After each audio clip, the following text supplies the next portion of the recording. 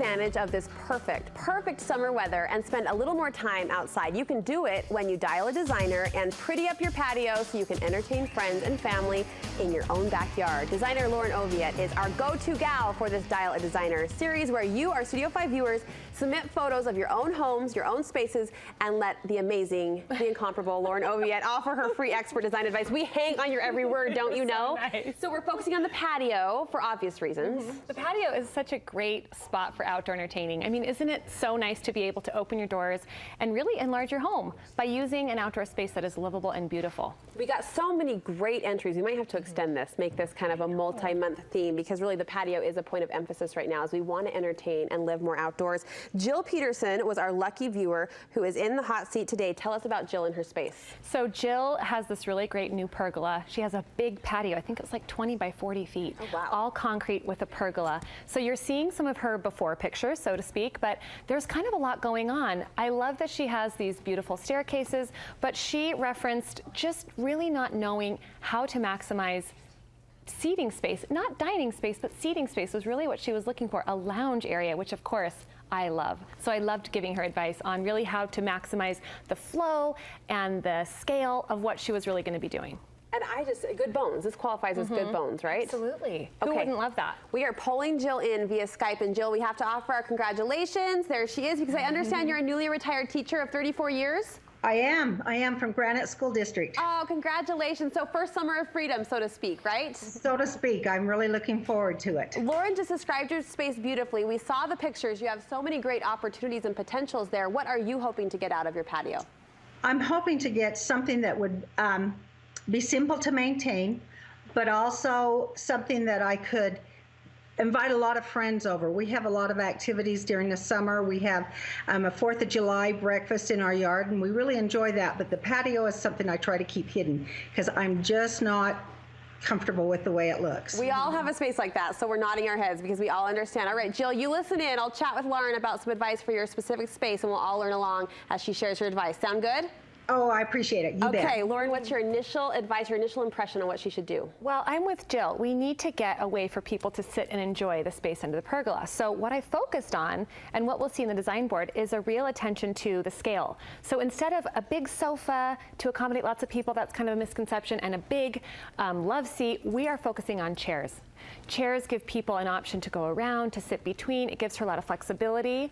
Another really big aspect of this was maximizing the pergola. So focusing on accessories, just like indoor spaces, when it comes to maximizing your outdoor space, we need to fill in with things. As we saw with Jill's before pictures, chairs aren't just going to cut it. You have to have a table. You have to have some accessories. I love the idea of Jill planting climbing vines on the columns of her pergola that will go up. So climbing hydrangea, wisteria, there's so many really fast-growing things that really soften that structure and give that softness, which is honestly so great. As we page through design magazines this time of year, we start to see outdoor decorations. Is that practical? Are we really decorating outdoors? I think you have to, because again, it feels sterile if you don't. I mean, some of those pictures that we showed you, they have really taken the attention to detail. I even think for Jill, she could hang a big clock opposite the grill. So what we focused on for her was her attention to color. She said she loves red, so maybe an outdoor rug that's red, and then maybe some red throw pillows. But everything else is really kind of just materials. So wood, antique, and metal. Don't be afraid to mix those things, because again, like we talk about indoors, don't buy the set. Have fun, explore your creativity and your personality. So look for things that coordinate but aren't exactly from the same set. But we really are treating that outdoor space like an indoor space, essentially. Absolutely. I mean, the same thing with layering. We start with a rug, then we place our seats, then we place our tables. So for Jill, we came up with the idea of doing a fire pit coffee table combination. Love it. And so people, I mean, they want a place to put a drink. They want a place to set their feet. We want Jill's guests to come and stay and linger. And again, I think with the pergola, which is such a great thing, if you string lights, Jill, up in that pergola, nobody will leave. It's like Christmas in June. I think everybody will just love it. Jill, I'm grinning for you. What's your reaction as you're listening into this vision? I am so excited about this. I can't wait to get started. Well, I've already got some lights that take a little bit of hanging, but I'm excited to get started. Yeah, with lighting, Lauren, can I ask you a little bit more about that? What are some good options as far as practical outdoor lighting pieces? Well, there are umbrellas that have LEDs in them. Okay. And but I've heard that you have to plug those in. So for Jill, she's great. She has access to her house right nearby. So I would suggest a good, sturdy string of outdoor rated lights, and they hang from a cord, but they're all bulbs. I mean, they're not twinkle lights.